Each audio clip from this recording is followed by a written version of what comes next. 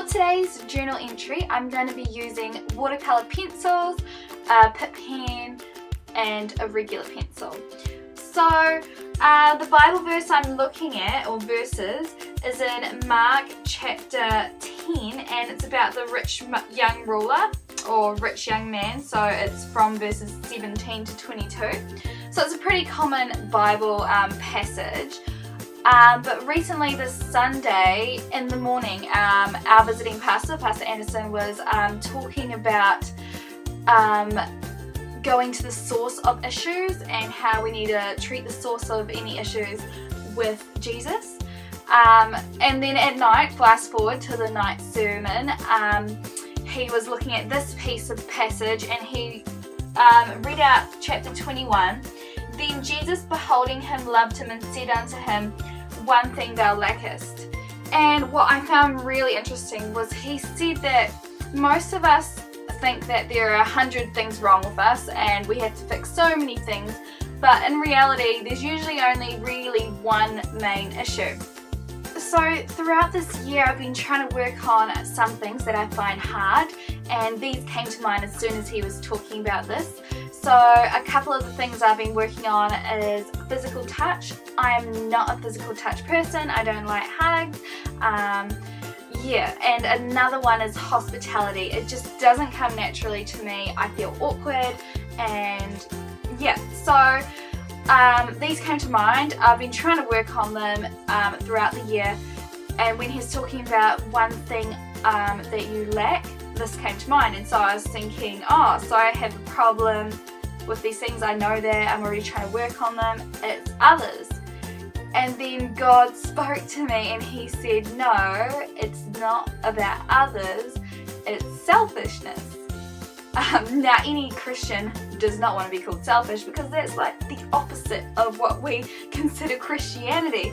But when I really thought about it, the source of it is really selfishness, because physical touch, okay, I don't really like physical touch, but I'm thinking about what I like, and I'm not thinking about others and how others feel loved through physical touch.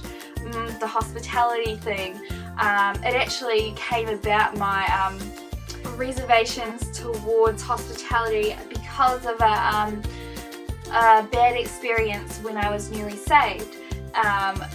So really when I thought about it, it was because I didn't want to get hurt again. And what's that? It's selfishness again. I'm trying to protect myself from hurt. And so, yeah, when I saw that this was the issue, I was really surprised, and also I was really encouraged, because there are two ways I could respond to the issue. I could be like the rich young man or rich young ruler, and I could walk away sad, or I could change it. And so I was happy that it was pointed out to me, even though it was hard to hear, because it meant that that's something now I can know what the root of it is, and I can work on it specifically. So yeah, what I'm writing here in this picture, how it all ties in with that, is I'm drawing me, or a girl, selling fish. Just kind of a play on words for being selfish. And I'm writing deny oneself, which is the call to all Christians. Again, why it's so embarrassing to be called selfish when you are a Christian. So yeah, I've just done the fake calligraphy technique on the deny, and I'm going back through and just colouring in all the downward strokes that I've thickened up. Now for the girl, I'm using the same method that I did in my Doodle People tutorial, which you can find in the Doodle playlist. So I'm just going to have eyes and a little nose for her, and I start with the U-shape, just like I did in the tutorial. It's a really simple way to draw people.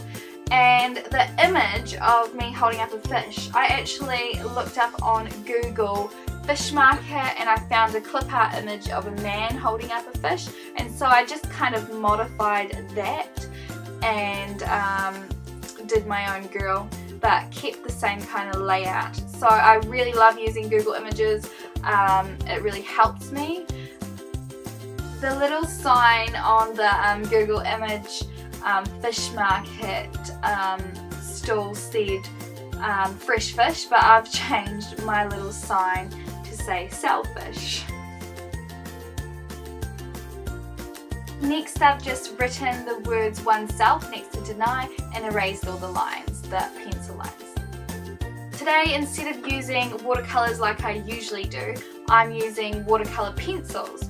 So these are Cretacolor pencils. I've also used Faber-Castell Kids watercolour pencils, which worked very much in the same way. So use whatever watercolour pencils you have.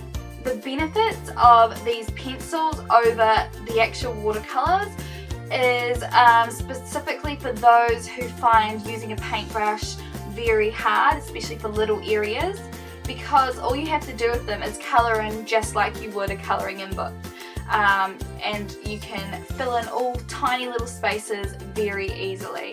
So that's a definite plus to using the watercolour pencils. One thing I think that's not as great as the actual watercolours is I find that the pigment in at least the cheaper watercolour pencils is not as strong, so it's a bit duller. So all you have to do when you've finished blocking in all your colour is get a wet paintbrush, or I'm using a water brush here, and then just kind of go over it a little bit, and it gives it a watercolour effect instead of the pencil lines. Because you've already got all the colour in the right places, you really only need to touch it with the brush, and all the colour will stay in the right places. It might blend over a little bit, but again, you're not going to get the kind of bleeding you would if you are not confident using a paintbrush. So to finish off, I'm just highlighting that part in the verse which says, "One thing thou lackest," and that's basically the finished product. So try watercolour pencils, try whatever you have in your supplies.